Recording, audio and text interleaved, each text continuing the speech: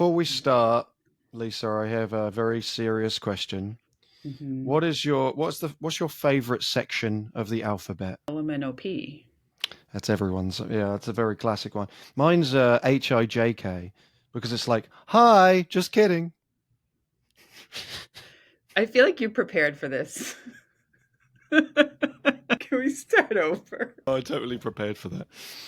And I knew you were going to pick LMNOP, so I was ready for my little bit. Okay.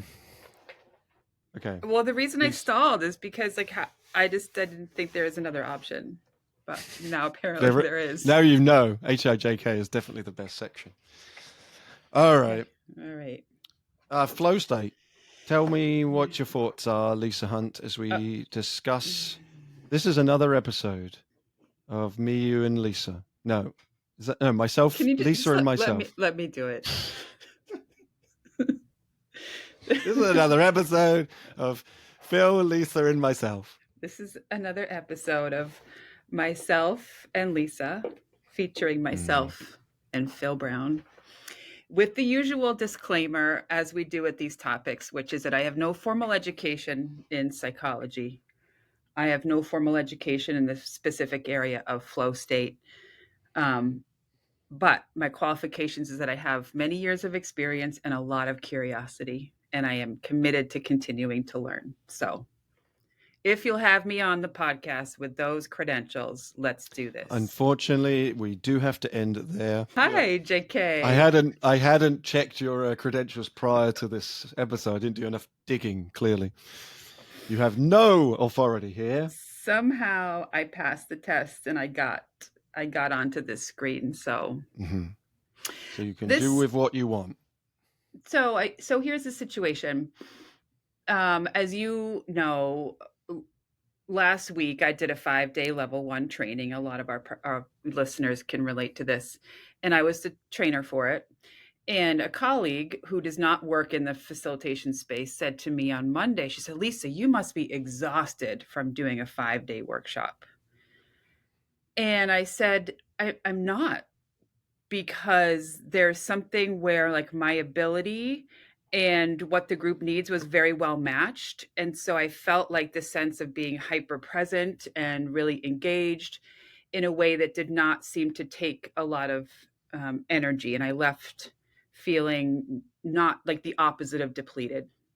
And that was really interesting. And what it made me realize is this concept of flow state, which there's so much about, and perhaps you'll insert some other resources, but really it's this idea that our individual ability, if one axis on a graph, is in a line with the other axis of the graph, which is our level of challenge. This is my fancy Mm. ability challenge.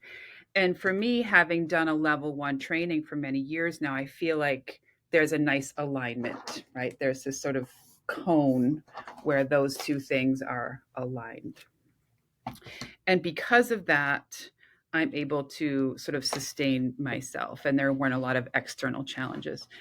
So, my first question is, do you relate to this so far in your own work? And can you tell me about a time, maybe on a more smaller scale level, where you felt like, as a facilitator, your ability and the challenge that you had in front of you were well balanced? And then what was the resulting feeling for you? I'm just going to go back to the nearest moment that I can think of, and that would have been yesterday.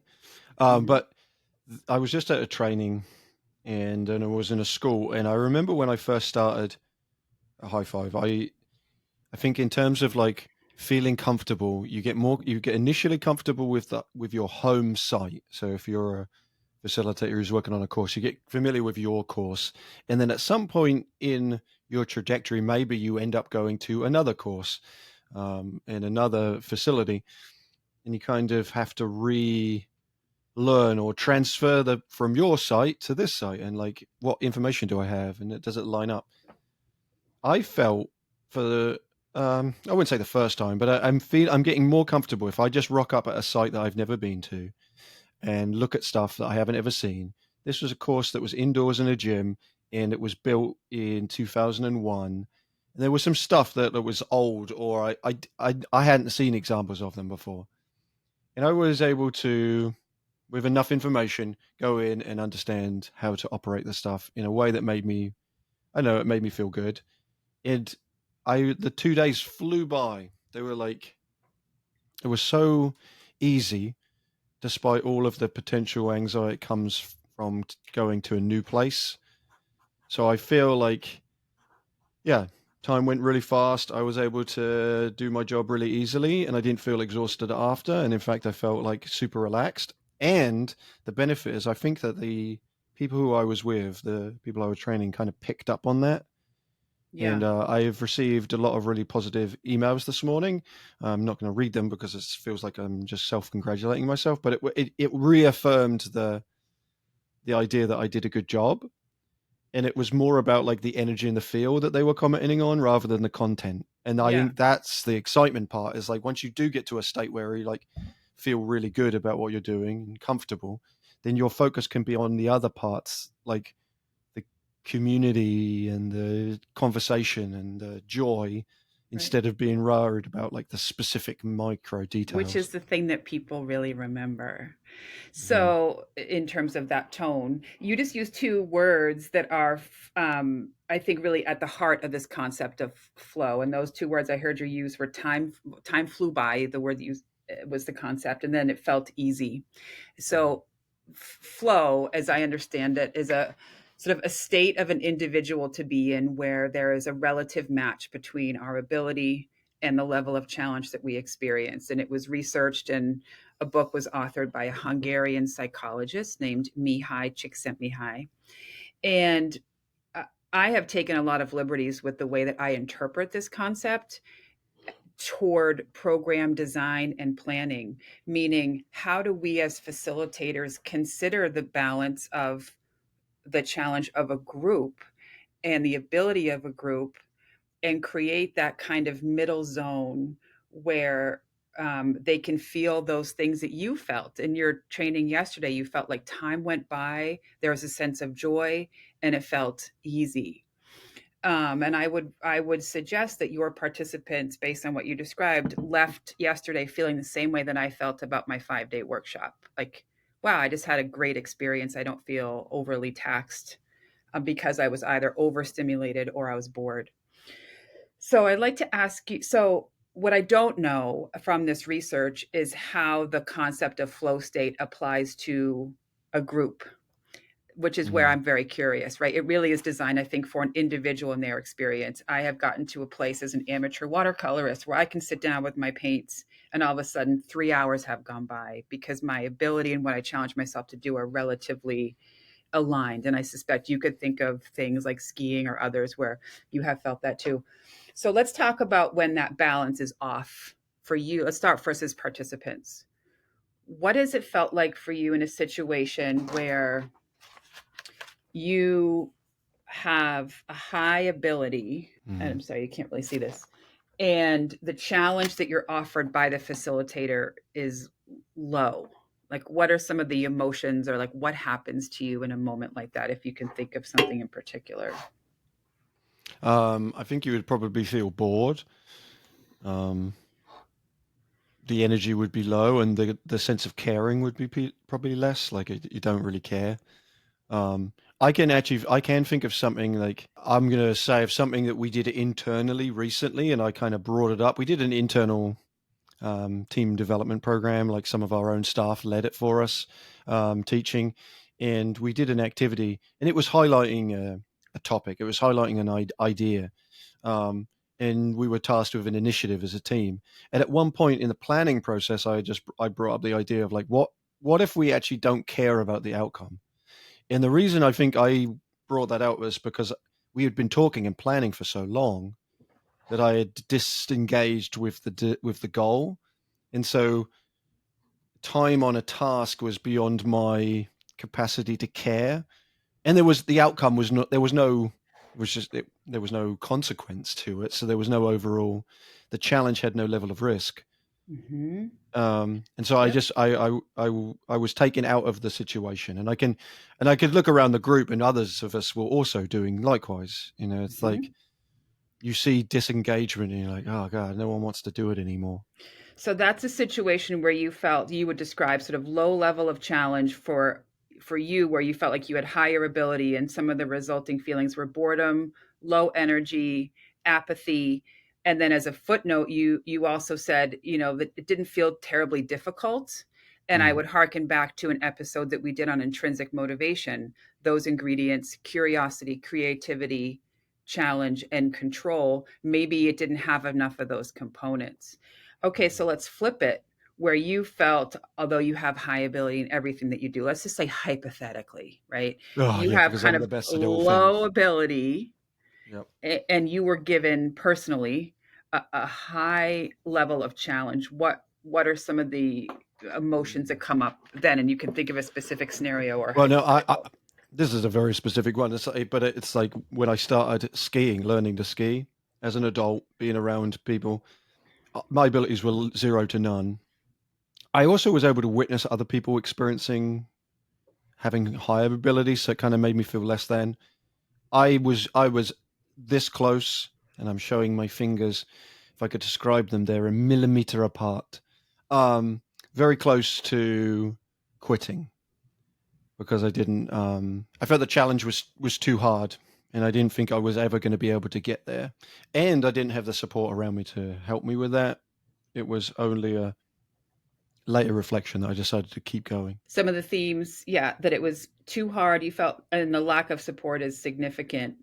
Can you imagine a scenario in which your description of the emotions in both scenarios have some kind of alignment, either for you or for somebody else? That concept of boredom, low energy, apathy. This is taking too long. Did you feel like it's taking too long when you were trying to learn how to ski? Yeah, yeah, absolutely. I'm the one I really go to is that apathy. I've actually also experienced that with individuals I've worked with or like trained, and then I think about my daughter learning stuff too. There's a point where they'll say, "Oh, I don't even care." Yeah. Like that phrase of like I don't care. They Hmm. might actually care, but like they're using that almost to as to say they don't want to try anymore because it's too Hmm. hard. Like I Hmm. didn't even really care in the first place. It's not worth it. Gotcha. So I've asked you to reflect on your experience as a learner. Now let's turn it outward and talk about when we are in those situations, how do we feel about our facilitator, instructor, educator? And for me, some of those emotions would be, again, parallel.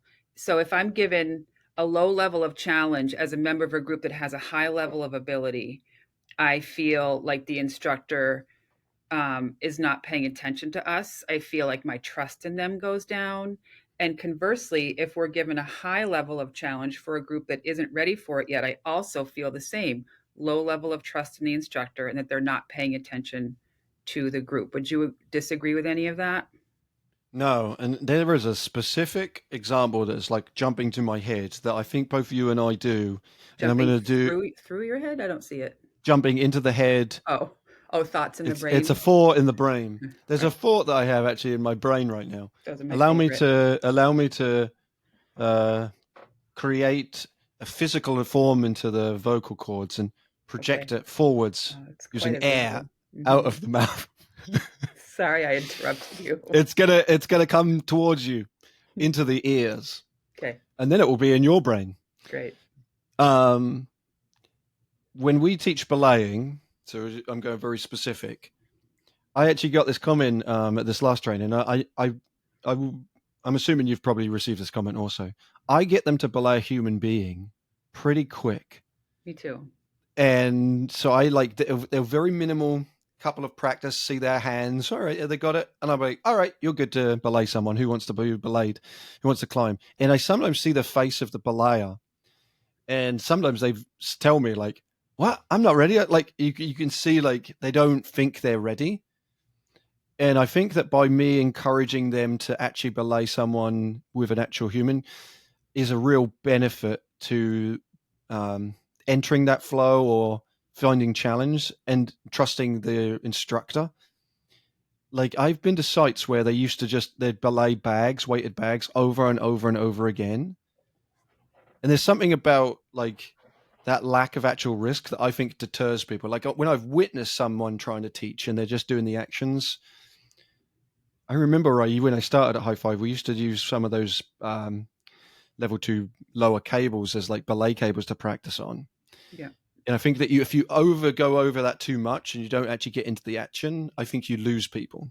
I Hmm. wonder if you relate. I 100%. I think belay school is a great example of that. And we at High Fiver definitely have a common philosophy where you can belay messy and learn a lot as long as you have a competent backup belay. It's usually one of us as instructors in that mode.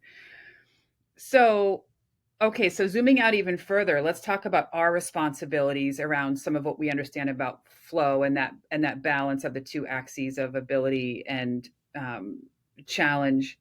How do we accommodate? So, for as many participants we have in our workshops, we have as many different individual humans who have a different zone, right? And that sort of that flow state's going to look different.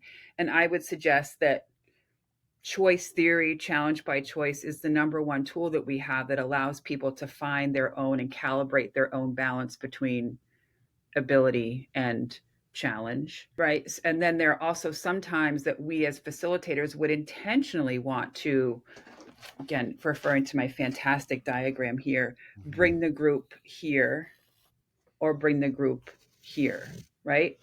So when we went and worked with the hockey team in August, we wanted to create activities that would severely challenge them so they could experience and process what it was like to potentially be unsuccessful. We were kind of Mm. unsuccessful in helping them not succeed. They were so incredibly competent at everything that we did. But there are sometimes, depending on the goals, that we would want to sort of calibrate that zone one way or another. I want to pause and see what questions or comments you have on those two concepts. One is, it challenge by choice is the thing that allows individuals to find, and then also we sometimes design that flow state to go in one direction or the other. Yeah, some of the I'm thinking of is that I don't when it comes to a group, I'm unsure how we would be able to capture them within in an accurate ideal flow state individually and collectively, because each of them are so individual. Like if you even a challenge that we created there, we're aiming for high challenge and we're assuming low ability. If one person, even one person is higher ability, that can massively change it for all people, right? Even if if you were in a group and you were given an initiative and someone was really skilled at, let's say, Ubuntu mimeograph, where we're trying to memorize a pattern and recreate it in another space. If you had someone with an eidetic memory, someone who could memorize them all, that would ultimately sway the challenge for the entire group, Mm-hmm. and that would be in. Yeah, interesting. I don't know how you could ever really plan for it, other than having our own experiences and knowing the 20 times I've done this activity, 19 times it's been a real challenge Mm-hmm. for them. So that's where I'm thinking, like, if we're trying to target something, we just have to go for generalism and then just assume that some people, and I've had it in programs and I've had it in trainings where 90% of the group loved it and then one person didn't. Mm-hmm. Like, I don't know if you'd get to a place where you could get all of them at the same point, even though that would be awesome if you could. Right.